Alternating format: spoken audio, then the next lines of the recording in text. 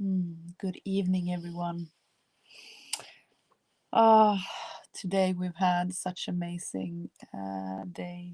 Um, it's it's summer. It's just beautiful. This evening we've spent time in the sauna and outside, creating our own little spa. So we're sitting here in our robes, both of us, me and Victoria, and I just got served this beautiful cup of uh, tea with herbs from our garden. So life couldn't be much richer. And just before I started this session with all of you, I spent my the last hour watching a debate about the climate question and between politicians and Swedish activists, and it was really good one. It was nice. Hope comes to me when I feel that people who understand these questions in a deeper way um, get to take place and share that perspective.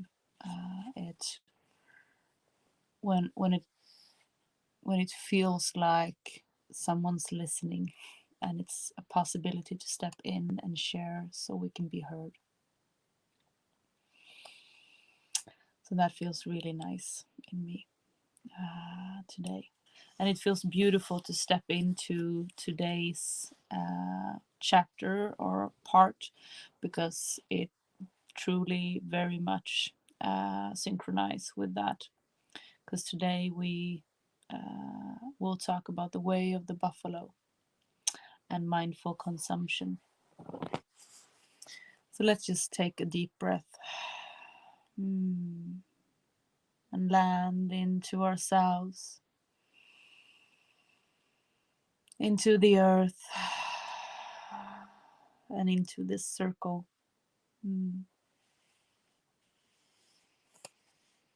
The way of the buffalo.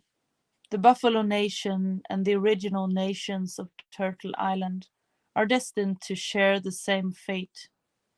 When the buffalo of the original ancient bloodline return and spread across the land, so will the beauty, abundance, and powerful healing of the old ways.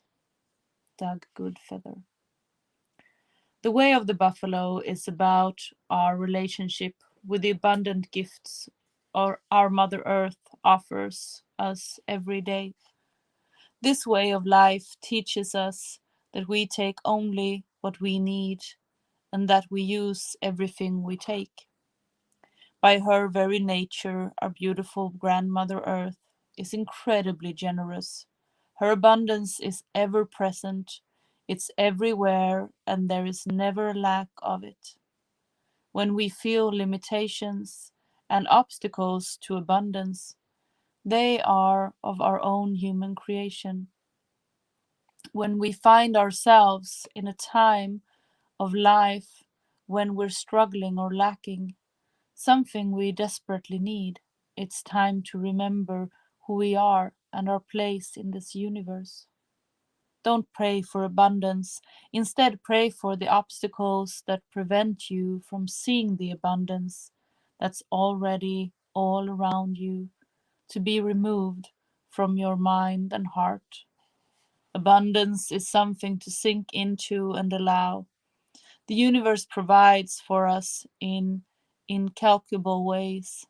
When we experience tough times, it is because we have forgotten that so much has been sacrificed for us to be here, so we can truly be here. We deserve to be at peace, be satisfied, and be safe to float down the river of life's adventures. We are so blessed. We just need to remember how blessed we are and how those blessings came to be. The story of the buffalo people.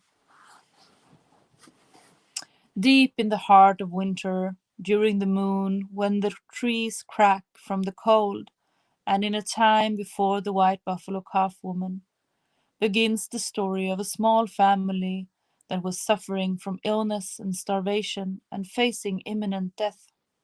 All seemed hopeless, so with her last remaining strands of consciousness, the young mother prayed deeply for the Creator to come and save her family. As this woman prayed, a great leap, a great sleep overcame her, and she awoke in her dream. She was standing in a meadow, and a gold light drifted toward her through the waving grasses. A voice that was not her own resonated throughout her body and gave her a message.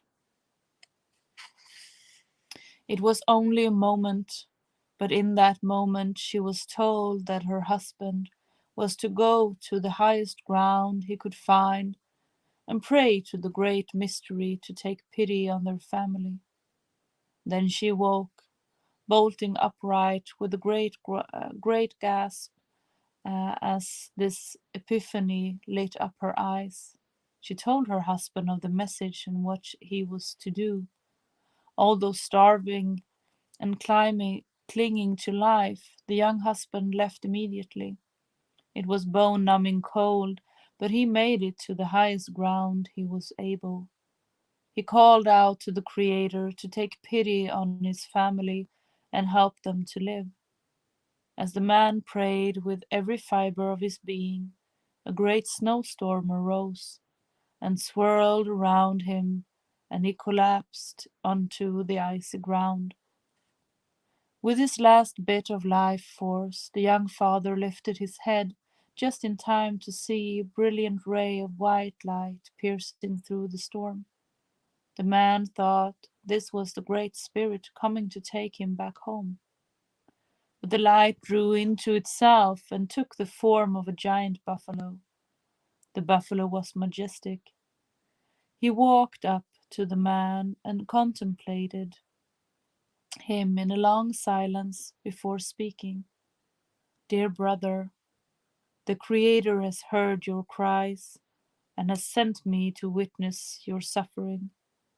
As I look at you, I see you are not equipped to live in the ways of this land. The magnificent buffalo slowly circled the young man. I see that you are freezing, yet I am warm. I see that you are weak, yet I am strong. The buffalo lowered his head closer to the young man. I see your fingers are delicate and cannot dig for food, yet I paw the ground and the ice breaks effortlessly. The buffalo raised his massive head, and as his breath mixed with the winter air, he looked down the hill onto the vast prairie below. You are sure to perish, having that body and trying to live on this land. The mighty buffalo turned back to the man. Brother, I feel your suffering and I understand your desire to live, so listen carefully to my words. As the buffalo spoke, the storm began to break, and the blue sky could be seen through the clouds. I will make you this sacred promise that will bond our two nations all the rest of our days. You and I are now connected beyond the ways of flesh and bone, and related in all the ways known to the Creator. The buffalo lowered his massive head, connecting forehead to forehead with the man, in which position they shared each other's breath. I will help your family and all the families that will come unto this land after you until the end of time. I will give you my hide so that you may warm yourself. I will give you my flesh so that you may feed yourself. I will give you my bones so that you may take tools and weapons to dig with and defend yourself. Watch what we eat so that you may know what to eat for nourishment and medicine. Watch how we travel these lands, how we raise our children, and how we live as a community, so that your two-legged nation may learn how to thrive and treat one another with dignity. Our people will show you the ways of living with Grandmother Earth. The buffalo that his head motioned that his head for with his head for the man to get up. I make this promise on behalf of all my people of the great buffalo nation. But you must only take what you need and use everything you take, and after you have received the blessing of our bond, you must give thanks to the Creator for this sacred hoop of life. The man rose up and followed the buffalo down the hill, onto the prairie, and back to his family with the gift and promise of the buffalo people. And it was so, and so it is to this day. Mm. To the indigenous nomadic tribes of the northern plains, the Pute Oyate, the buffalo people, buffalo provide more than just clothing, food, tools, spiritual ceremony, medicine, and shelter for the people. They are also honored relatives with no point of distinction between where the life force of the buffalo ends and the humans begins. The buffalo taught the indigenous people of the original nations how to nurture and protect one another. When the buffalo are under attack, they go into warrior mode and form an outward facing circle. The strongest warriors in the herd are on the outer ring, and the elders, the young, and those unable to defend themselves are protected inside of the ring. It is a living, breathing barrier of massive primordial strength and horns. A single upward thrust from a bull buffalo can launch a full grown wolf 30 feet in the air. When they're traveling and there's a weak or injured buffalo in the herd, a group of other buffaloes will travel along with it so it doesn't feel vulnerable and lonely. There are many buffalo teachings that we can integrate into our human ways, and one of those lessons is to be mindful of the cause and effect of our daily actions. Never leave a warrior behind. Mm. Mindful consumption. Mindful consumption is the modern way of thinking about the indigenous concept of taking only what we need and using everything we take. It's being intentional and deliberate, with full understanding that what we do and how we do it will impact our Mother Earth.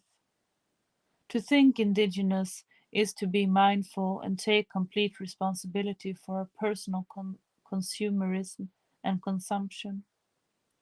This responsibility begins with each of us learning about the things we consume. Many of us have little to no idea about the sobering details of how our food or material goods get to us, where they come from, how they're grown or manufactured, where it all goes when we're done with it, and who and what's behind it all. In fact, what we consider garbage or trash is a modern invention that has manifested as a result of spiritually disconnected people walking away from their relationship with Grandmother Earth. In the past, indigenous people lived with the circular mindset that everything they harvested or made was done with great consideration and intention, from the mere thought of its creation to its end of use, state of rest, or regeneration. Today, the global supply chain of food and material goods operates with a linear mindset, meaning there is zero consideration for their product after it's been sold to us. It's an act of extreme negligence for a company to produce a product with no comprehensive plan for its end of use life. In fact, many corporations go beyond deliberately ignoring what happens to their products at the end of usability, actually engineering failure and obsolescence, obsolescence obsolescence into their products. Corporations intentionally do this so their products prematurely wear out or break in order to force replacement, and the corporations maintain their long-term sales. Having a zero waste mindset isn't about producing or consuming nothing. It's about carefully and intentionally designing, producing, and consuming without waste as an end result. As a society, when we see corporations and executives practicing planned obsolescence with their products, it is best to help them set better intentions and practices through our choices regarding what we buy and accept as a product or service we actually use. When we see a company operating with intention, high quality, and a collective consciousness for its role in a supply chain of the world's food or material goods, we need to recognize and support its efforts. Our choosing to praise and support good effort encourages an immediate redirect of bad corporate practices. We can start by not buying toxic food and trying to buy only natural grown food that comes from local farmers. If your local grocery store doesn't have an ample supply of this type of food, then request it. Vendors will supply what customers ask for. People inform companies how to behave and create based on their spending. Being informed and educating yourself to understand which companies support things you don't believe in will guide you on how and where to spend your money and cast your vote. The items you purchase, what you watch, and what you read all contribute to mindful consumption. Our trash tells a story. If our trash could tell us its story, it would be a story about what humans value, or rather, what we don't value. But imagine if we all made less trash. Imagine if we embodied more resourcefulness, thriftiness, and community focus. Imagine if we gave companies and manufacturers a reason to change their packaging and recover their materials after a product's life. Each of us can make dramatically less waste. Each of us can reconsider what we consume. Even the simple act of refusing a plastic straw at a restaurant or bringing your own cup to a coffee shop makes a difference. And of great importance, we must refuse any and all single use plastics. What will we use instead? Hemp. Hemp is Grandmother Earth's perfect plant. Hemp is natural, not synthetic, and can heal our addiction to petroleum and other harmful and inferior products. We can all support hemp as a resource material for products, food, fuel, fiber, medicine, and construction materials. The liberation of hemp is the tip of the spear in the battles being waged by many humanitarian and environmental movements. As consumers, we can all encourage the farmers of the world to grow hemp as part of our mindful consumption. Are these small efforts simply doing too little, too late? No.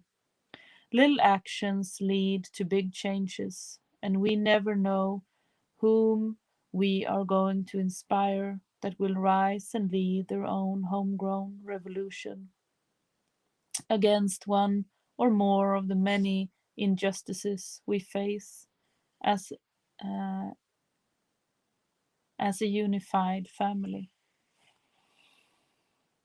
Mm, such importance to be mindful of our consumption, of where our products and food come from. And we often talk about relationship based products and food, uh, because what I see that we have disconnected from is the relationship, is the contact. We don't feel the food that we eat. We don't feel the products that we use. So we have no relationship, and it's disconnected. When we feel and have a connection, we make different choices. Mm, thank you. And tomorrow we will talk about spiritual activation and the earth energy. Mm, thank you so much for today. Thank you for being here and ah, releasing, letting go of this day, stepping into this night. Mm, and may this night give you everything that you need. Thank you.